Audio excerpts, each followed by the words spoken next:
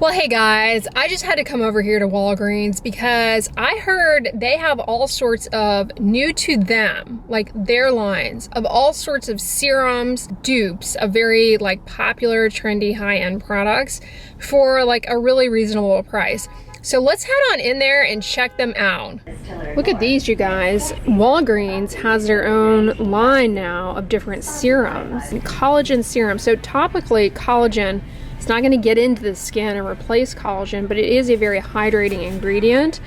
This appears to be free of fragrance. So you could use this just like you would use a hyaluronic acid serum. Like in my mind, there's really not, you're not going to expect really vastly different results from the collagen serum versus the hyaluronic acid serum. It's all about what kind of humectant you want to go with, and they really can improve the appearance of fine lines and wrinkles, skin texture. It's all temporary, but it's also good in that by improving water content in the skin, it helps skin turn over more normally, which is something that slows down with age, and that's why we get a buildup of dry, rough skin texture. Walgreens also has their own vitamin C serum now. These are actually, whoa, $6? That's not bad at all. So this vitamin C serum has dipotassium glycyrrhizate. That is from licorice root, which definitely can help make the skin look brighter.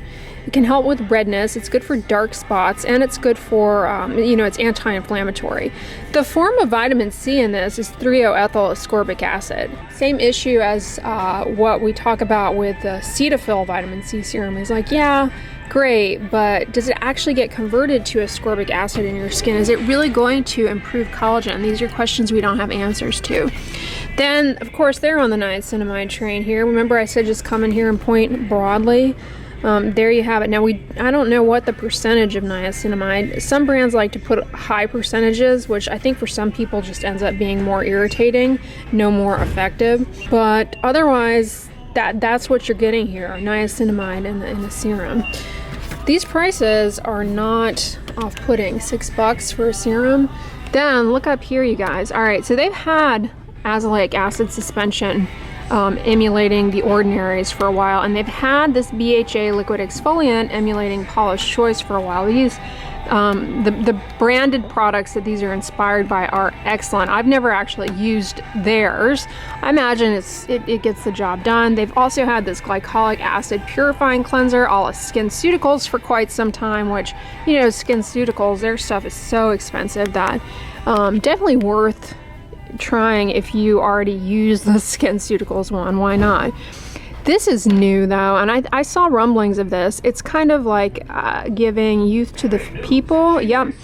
I tried the Youth to the People cleanser many years ago. I did not care for it. That's just a personal, not for me. I didn't like the fragrance. I was not so fond of it. But here we have a dupe. Now, I will say gluconolactone in this is a hydrating ingredient. It's a polyhydroxy acid. But I think initially with the Youth to the People thing, not only was the fragrance annoying to me, but all of these different salad ingredients I kind of laughed at. Truthfully, they probably may offer some antioxidants, which potentially could be beneficial, but it's to what extent they're there, who knows? It's a bit of a question mark. Also, tetrahexyldecyl ascorbate, that's that stable form of vitamin C. It shows promise as an antioxidant. Whether or not, your skin converts it to ascorbic acid is a big unknown, but it seems to be promising for hyperpigmentation. Now, these are some new products in the Walgreens lineup here that are new. This is supposed to be like Kiehl's Ultra Facial Cream. I personally have never really used that too much. It's okay from what I remember. Olive fruit oil, avocado oil, these are emollients. Interesting, olive oil alone, if you just put olive oil on your skin, it actually increases transepidermal water loss. Of course, it's notorious for having polyphenols, antioxidants that may be helpful. Olive oil admixed with other emollients in a moisturizer, probably not gonna disrupt the skin barrier like straight olive oil. This also has sunflower seed oil. That's a great that's a great emollient for the skin. There's even a small bit of research showing that can be helpful for eczema. Avocado oil, likewise, probably has a good amount of antioxidants. Sweet almond oil kind of is going to give this an aroma, even though it's fragrance free. Then this, everybody wants to copy. See, when a brand gets a product that goes viral, then everybody else has to try and copy it. Laneige sleep mask, always very popular. Are you guys in focus? I hate it when I start talking and don't pay attention to the viewfinder, and only when I'm in editing do I realize we were out of focus the whole time. Anyway, I don't like the Laneige sleep mask. It doesn't work for me. It ends up drying out my lips. The fragrance in the Laneige mask is so strong. But if you're team Laneige, I mean, $9.99 for a dupe, it's worth trying out, you know. Is it, I mean, for me, if I were to try it out, it'd be like, is this as bad as the Laneige one? Not, you know, ooh, is this a dupe?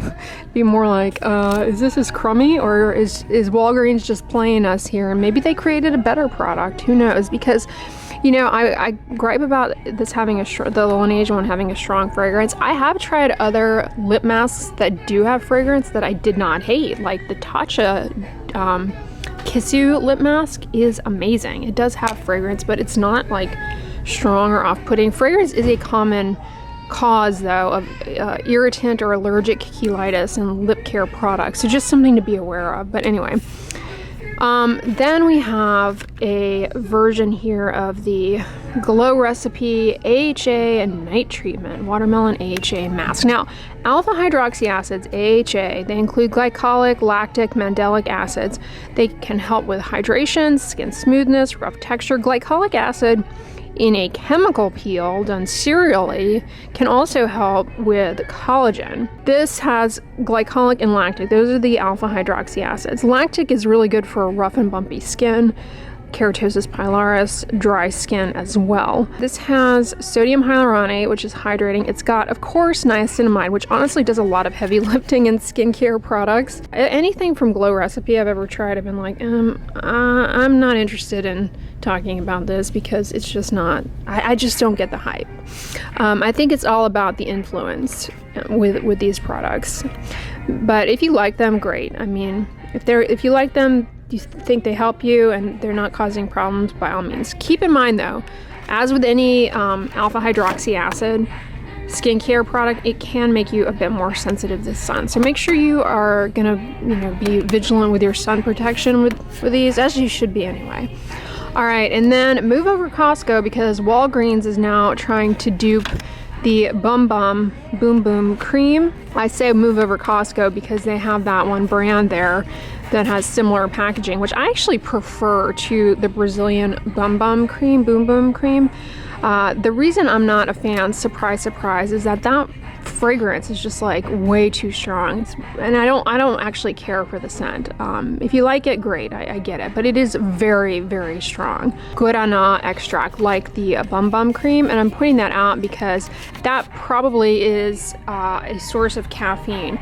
Topically applied caffeine is an antioxidant, first and foremost, may help ward off against oxidative stress. It also, theoretically, may help to improve the appearance of cellulite. That has always seemed like a reach in my mind. You know, the claim is that through vasoconstriction, it may help blah, blah, blah, shift fluid around. I don't know. I don't know that I believe that. Topical caffeine in an under eye product may temporarily help with depuffing. Not everyone responds to it, but that's where we are with caffeine. This doesn't even have straight caffeine in it, though. It has the guarana extract, which we're just gonna assume has caffeine. All right. Coconut oil is actually a really good moisturizer if you're gonna just reach for some sort of, you know, quote unquote natural ingredient. Coconut oil does actually show promise as a moisturizer, specifically for people with atopic dermatitis. Well, guys, I'm glad we got a chance to check out the new at Walgreens lineup. They had some exciting finds. Let me know in the comments if you plan to try any of these, because I do a lot of Walgreens drugstore shopping videos, and like my gripe is always like, well, you know, the Walgreens dupe of the drugstore product, yeah, it's like maybe $4 or $5 less on the shelf, but if you go to another retailer, the branded product is less than what they're selling at Walgreens, so it's really not a savings to buy the Walgreens branded one. That being said, those serums were pretty reasonably priced. Now, does that mean that they are good? Does that mean they're bad? No, it will only be up to the individual to determine, because everyone's skin responds to things differently.